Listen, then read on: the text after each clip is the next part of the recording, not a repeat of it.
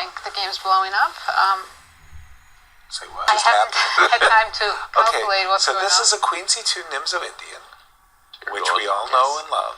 Takes, Bishop G5, Bishop B7, F2, F3. This was an old idea of mine. It backfired spectacularly against me, against Anatoly Karpov in a Grandmasters Association event, where he played as a novelty? No, it was just at the time, it was a very topical line, and he played it with a very early D5. I don't think he included H6, but whoa, okay, something is... I've never had this in my time. Oh yeah, I was about to say, you probably have not seen this position. No, not at all. Neither have I, and yet, Pragg, now that he's played 95, I am reasonably confident he actually spent some time remembering, and has actually remembered what it says. Yeah, thank you. That's so nice when they remember. It's much better than the opposite. Yeah, knows he'll be okay from here, I think. Very unlucky in day one, it was Pragg. The 3 games he played, he made a draw and 2 losses, but in each and every one of those games, he had a winning position. If he had finished day 1 with 3 out of 3, it wouldn't have been that big a surprise considering his positions that he had. By the way, Queen D2, after a little calculation, Wesley probably has already also seen this at some point. Yeah, he also seems familiar with it. Right. So once again, knight takes c5. This is like a really crazy looking position. Rook sidestepping knight b3, inviting a capture of our bishop. e4. If you were not familiar with this, which side would you pick? I would say, could I see the position after 2 more moves? Very good answer. Yeah, I like this answer.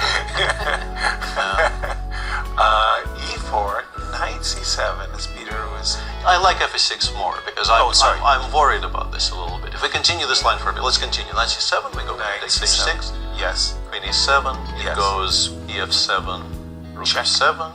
Yeah. It goes bishop c4, we put a knight on e6. Probably 7, I guess, yeah. And white goes knight h3. Right. And even if the engine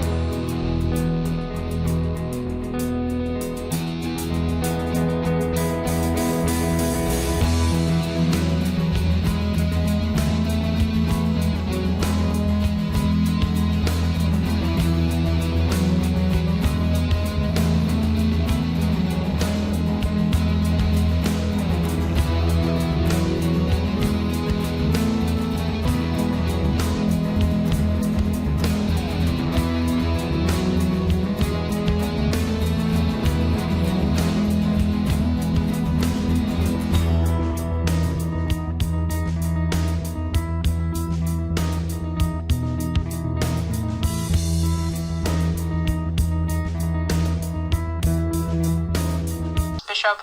Yes, when we left Yeah. it, and we thought it was. I've seen this good. endgame getting lost recently. It's a draw now. It's supposedly a variable draw even, but you can still misplay it. You can still somehow let the king get to the h4 pawn, and And then it's the right colored bishop, so Mhm. yeah, it's still not that simple.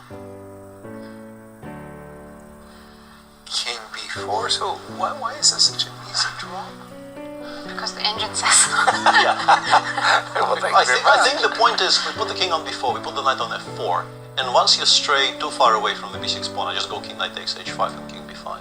Gotcha. I think this is how it holds, and it's very difficult to do anything about that particular mechanism. You just go knight f4 here. Yep. King c4. there's just no way to improve. Yeah, just stay in touch with the b6 pawn. You don't even have to drop the knight back. Yep. So the whole point is whenever your king strays too far from the b6 pawn, there is knight takes h5.